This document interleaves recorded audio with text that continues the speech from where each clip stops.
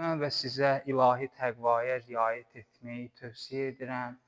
Bildiyimiz kimi Rəcəb ayının artıq ikinci həftəsindəyik və Rəcəb ayı mübarək aylardandır, bərəkətli aylardandır və hələ diqqət etsək, biz Ramazan ayında Qədr gecəsi bilirik, amma bu iki aylarda da bir xüsusi gecələr var. Düzdür, Rəcəb ayının həmin gecəsini biz keçirmişik. Rəcəb ayının ilk cümə axşamısı Rəğaib gecəsidir və biz onu keçirdik və inşallah Şaban ayının 15-ci gecəsi və həm İmam Zaman əleyhissalamın mövlud günüdür və həmçinin mübarək, bərəkətli gecələrdən biridir və bu həmin ayları çalışaq ki, bacardığımız qədər ibadətlə keçirdək və bu ayda olan zikirlərdən, dualardan istifadə edək. Bunlar ilahi fürsətlərdir hər birimiz üçün ki, məsələn, diqqət etsək, görərik ki, Cabir İbn Abdullah Ənsari Ramazan ayının sonunda Həzrəti Peyğəmbər sallallahu əleyhi və alihi və səlləmlə görüşdüyü zaman Həzrəti Peyğəmbər Ramazan ayına vidalaşmağı ona öyrədir və o həmin cümlələr içərisində xüsusi bir cümlə var ki, hansı ki bizim diqqətimizi çəkir. Deyir, ilahi, Ramazan ayı keçdi, Cabir o həmin Ramazan ayı ilə vidalaşmaq üçün deyir, gələn Ramazanı bizə nəsib etkinə. Və bu Rəcəb ayında olduğumuz zaman Rəcəb ayından tam şəkildə faydalanmağı Allah Taala bizlərə nəsib etsin. Çünki bir hədisdə var, kəlamda var, bir fürsətlər qarışqa kimi gəlir. Fürsət elə deyil ki, hər dəfə adamın əlinə düşsün. Əgər bugün imkan varsa, fürsət varsa, çalışdığımız qədər, bacardığımız qədər o həmin fürsətlərdən istifadə etməliyik. Məsələn, o insanda agahlıq, o diqqət lazımdır ki, fürsət əldə etdiyi zaman dərhal fürsətdən istifadə etsin. Əbazər Peyğəmbərimizin səhabəsi deyir, gördüm Peyğəmbər məsciddə təkəyləşib, fürsət bildim, yaxınlaşdım. Dedim, ey Allahın Rəsulu, mənə moizə etkinə, mənə nəsihət etkinə. Əbazər deyir, fürsət gördüm. Hansı ki, Peyğəmbərlə eyni dövrdə yaşayır, eyni zamanda yaşayır. Amma Peyğəmbəri təkbətək gördüyü halda o fürsətdən dərhal istifadə edir. Və o səbəbdən də bu həmin Rəcəb ayı bizim üçün fürsətlərdir. Çalışdığımız qədər, bacardığımız qədər Ramazan ayı üçün hazırlıqlarımızı görməliyik və inşallah ki, Allah Taala bizlərə kamil şəkildə Ramazan ayının oruc tutmasını nəsib etsin. Amma bu Rəcəb ayında xüsusi günlər var ki, Əyyamul Beyz deyirlər, Rəcəb ayının ortasında 13-ü, 14-ü, bax bu həmin günlərdə oruc tutmağın, oruc ibadətinin xüsusi bir savabı var və inşallah Allah Taala bizlərə bu aylarda ibadət etməyi nəsib etsin və qeyd eləmək istəyirəm ki, həmin bu ayda olan bir sıra mövludlar var, şəhadətlər var. Əlbəttə ki, bizim üçün əzəmətli olan günlər içərisində Məbəs günü var, Rəcəb ayının son gününə təsadüf edir və həmçinin qeyd eləmək istəyirəm ki, Rəcəb ayında İmam Əli əleyhissalamın mövlud günü var. Və bilirik ki, İmam Əli əleyhissalamın viladəti, mövludi xüsusi bir hadisədir tarixdə. Hələ belə bir hadisə görülməyib ki, Kəbə evində kimsə viladət olsun, mövludu olsun, dünyaya gəlsin. İmam Əli əleyhissalam tarixdə nadir insanlardan biridir ki, müqəddəs Kəbə evində dünyaya göz açıb və İmam Əli əleyhissalamın həyatı barəsində oxuduğumuz zaman, diqqət etdiyimiz zaman görürük ki, Həzrəti Peyğəmbər sallallahu əleyhi və alihi və səlləmin yanında bir çox səhabələr olub. Bir çox insanlar müəyyən fəzilətlərə yiyələnməyə çalışıblar. Amma İmam Əli əleyhissalam bu həmin fəzilətləri ilahi tövfiqatla, yəni ilahi lütflərlə əldə etmişdi Allah Taala tərəfindən. O cümlədən qeyd etmək istəyirəm, İmam Əli əleyhissalamın atası Əbu Talib Peyğəmbərimizin əmsidir. Düzdür, tarixdə Əbu Talibin adına Əməvilər dövründə, yəni Bəni Ümeyyə zamanında müəyyən iftiralar yaxmışdılar. Amma Əbu Talibin Peyğəmbəri müdafiə etməsi böyük bir tarixi hadisədir. Hansı ki, Əbu Talibə qardaşın oğluna de, İslam dinini dayandırsın, Peyğəmbərlik vəzifəsini dayandırsın. Əbu Talibə bu cür təzyiq göstərildiyi zaman Əbu Talib Peyğəmbər salavatıllahla birlikdə, qardaşı oğlu ilə birlikdə 3 il Əbu Talib dərəsində mühasirədə qalır. Düzdür, imanını aşkar şəkildə zahir etməsə də, əməlləri onun iman getirmiş şəxsin əməllərini göstərir. Peyğəmbər salavatıllahı, məsələn, əgər bizlərə sual versələr ki, insanı neçə yaşına kimi himayə edərlər, biz bilirik ki, Peyğəmbər salavatullahın babası Əbdülmüttəlib vəfat edəndən sonra Əbu Talibə tapşırır Peyğəmbəri himayə etməsini və Əbu Talib Peyğəmbəri 50 yaşını kimi himayə edir. Peyğəmbərin 50 yaşını kimi himayə edir. Yəni, Peyğəmbəri müdafiə edir. Peyğəmbərimizin bu cür əmisi var idi, Əbu Talib ki, Peyğəmbərlə birlikdə onun çətinliklərini dözürdü və o cümlədən qeyd etmək istəyirəm ki, Peyğəmbər də bəlkə bu cür deyək, qarşılıq olaraq Əbu Talibin ailəsində çətinlik baş verdiyi zaman, iqtisadi, maddi çətinlik baş verdiyi zaman Həzrəti İmam Əli əleyhissalamı Peyğəmbərimiz öz himayəsinə götürür və əmiləri ilə bu cür tövsiyə eləyir, bu cür məsləhətləşir ki, hərəmiz Əbu Talibin bir övladını getirək, saxlayaq ki, qoy Əbu Talib üçün çətinlik olmasın. Bəs Həzrəti Peyğəmbər İmam Əli əleyhissalamı saxlayır və İmam Əli əleyhissalam buyurur ki, Peyğəmbər məni o cür böyüdüb, Peyğəmbər məni o cür yanında saxlayıb. Necə ki, dəvənin balası anasından ayrılmaz, mən Peyğəmbərdən ayrılmırdım.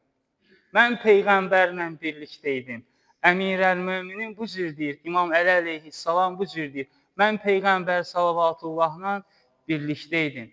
Əleyhissalam. Həzrəti İmam Əli əleyhissalamın ilk iman getirən şəxs, İslam tarixində, İslam dinində ilk iman getirən şəxs kimi tanınması və İslam tarixində bu cür yadda qalması var. Və İmam Əli əleyhissalamın əlbəttə ki, fəzilətlərindən saysaq bitməz, qurtarmaz. Alimlərdən biri bu cür deyirdi. Deyirdi ki, Əli ibn Əbu Talib, Peyğəmbər salavatullahın digər səhabələri ilə müqayisə olunmaz. Müqayisə olunmaz dərəcədə fəzilətlərə malikdir. Mən təkcə Əbu Talib, Əli ibn Əbu Talibin fəzilətlərini sayım. Siz Peyğəmbərin səhabələrinin, bütün səhabələrinin fəzilətini sayın. Sizin saydığınız qurtarar, bu həmin alimdir, mənim saydığım qurtarmaz. İmam Əli əleyhissalam o qədər fəzilətlə əhatələnmiş bir şəxs idi ki, və o cümlədən qeyd etmək istəyirəm ki, döyüşlərdə İmam Əli əleyhissalam öndə olanlardandır. Vaxtımız məhdud olduğundan mən əlbəttə ki, bunların hamısını danışa bilmirəm, amma xüsusi olanları sizin diqqətinizə çatdırmaq istəyirəm ki, Peyğəmbərimiz bu cür buyurur. Hələ başqa bir kəs barəsində buyurmayıb Allah Rəsulü. Buyurur ki, mən ərədə ən gənzurə ilə Ədəmə fi ilmi. Hər kəs Adəmin elminə baxmaq istəyirsə, və ilə Nuhin fi fəhmi. Həzrəti Nuhun fəhminə baxmaq istəyir, anlayışına baxmaq istəyir, səbrinə baxmaq istəyir, əzminə baxmaq istəyir. Və ilə Yəhya fi zuhdi, Yəhyanın zöhdünə baxmaq istəyir. İmam Əli əleyhissalamın həyatında qeyd olunur. Nə qədər zahid bir insan idi, nə qədər pəhrizkar bir insan idi. Və ilə Musa ibn İmran fi bətşihi, Həzrəti Musa əleyhissalama baxmaq istəyirsə, əgər bir nəfər bu şəxsləri görmək istəyirsə, fəlyənzur ilə Əli ibn Əbu Talib. o baxsın Əli ibn Əbu Talibə. Həzrəti Peyğəmbər İmam Əli əleyhissalamı bu cür məth edir, bu cür tərifləyir və həmin bu təriflər İmam Əli əleyhissalamın həyatında da görülmüşdü. Və bilirik ki, bir sıra insanlar var idi ki, İmam Əli əleyhissalama paxıllıq edirdilər, həsəd edirdilər. Hələ o Peyğəmbərin yanında olan insanlar idi. Bir sıra fəzilətlə ki, İmam Əli əleyhissalamı Allah Taala fəzilətləndirmişdi. Hansı ki, Peyğəmbər məscidinə onların evlərinin qapıları açılırdı. Allah Taala buyurdu ki, kimin qapısı məscidə açılırsa, qapıları bağlasın. Həmin qapılardan biri Peyğəmbərimizin əmsi Həmzənin qapısı idi. Həmin qapılardan biri Peyğəmbərin əmsi Həmzənin qapısı idi. Peyğəmbər bu xəbəri verdiyi zaman cəmaət içərisində narazılıq yaranır. Deyirlər ki, başa düşdük Peyğəmbərin qapısı açıq qalır məscidə. Bəs Əlinin qapısı nə üçün açıq qalır? Başladı cəmaət içərisində bu cür narazılıq yaranmağa. Həzrəti Peyğəmbər buyurdu ki, hamı gəlsin məscidə. Hamı gəlsin məscidə, çünki o dövrdə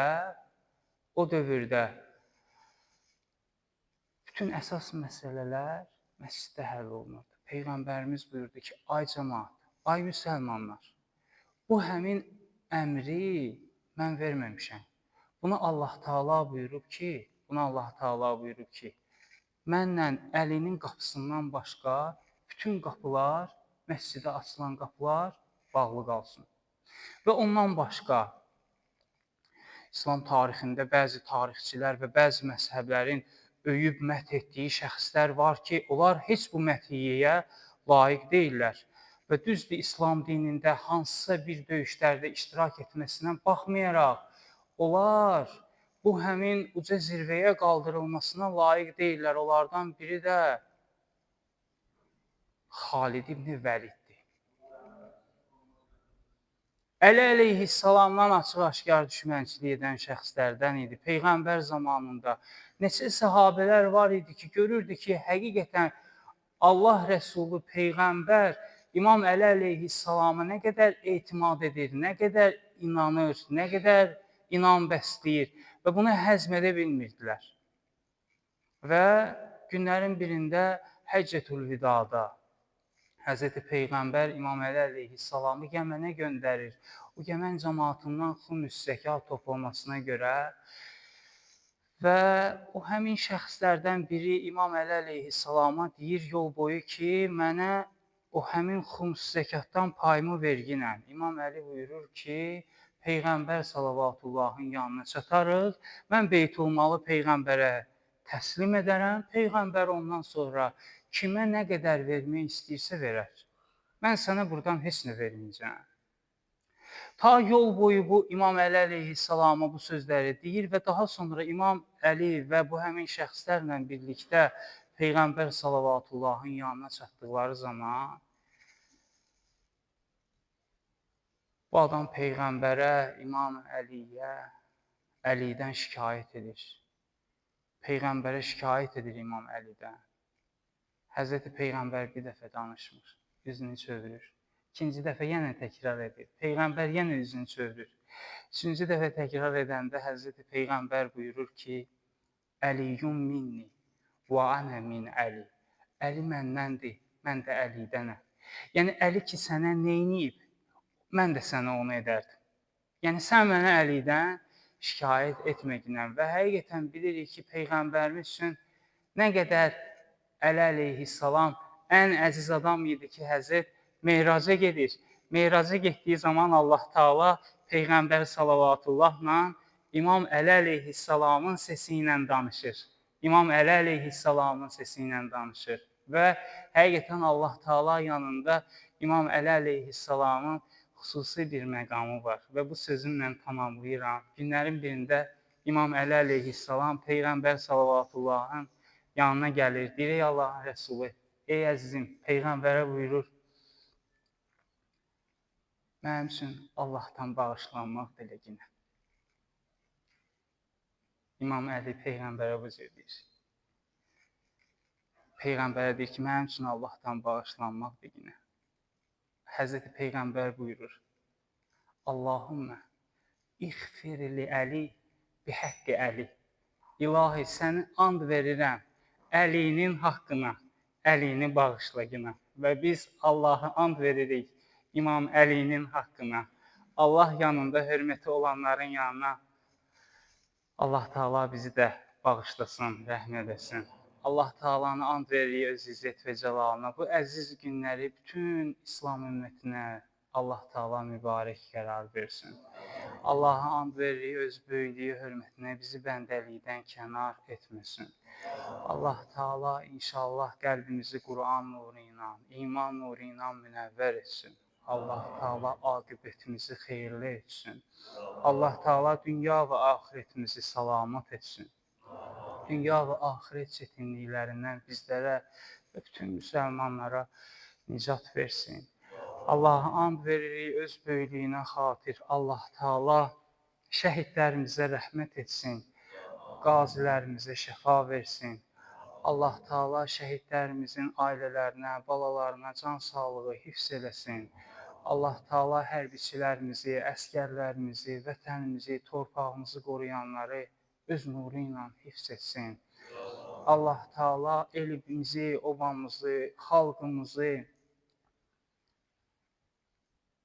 öz nurunda qərar versin.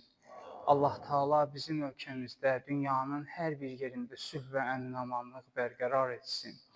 Allah Taala yer üzündə fəsad törədənləri, haqsız yerə günahsız insanları qətlə yetirənləri layiqli cəzalarına çatdırsın. Allah Taala İmam Zaman əleyhissalamın zuhuru üçün bizi hazır olanlardan qərar versin. Allah Taala bu əziz günləri ağamıza mübarək qərar versin. Allah Taala salih əməllərimizi, salam, salavatlarımızı, dualarımızı İmam Zaman əleyhissalamın zuhuru üçün zəmin qərar versin. Allah Taala evlərdə, xəstəxanalarda olan bütün xəstələrə, nəzərdə tutduğumuz xəstələrə tezliklə şəfa inayət etsin. Allah Taaladan duamız budur ki, qəlbimizdən keçən gizli və aşkar olan dualarımızı və bizim barəmizdə xeyirli olan ən gözəl duaları bizim barəmizdə və bütün müsəlmanların barəsində dərəcəyi qəbul yetirsin. İnşallah. Və bu günləri axşam saat 8-də məsciddə İmam Əli əleyhissalamın mövlud gününü qeyd edəcəyik və hər kəsin vaxtı olsa bizimlə birlikdə bu mövlud gününü qeyd edə bilər.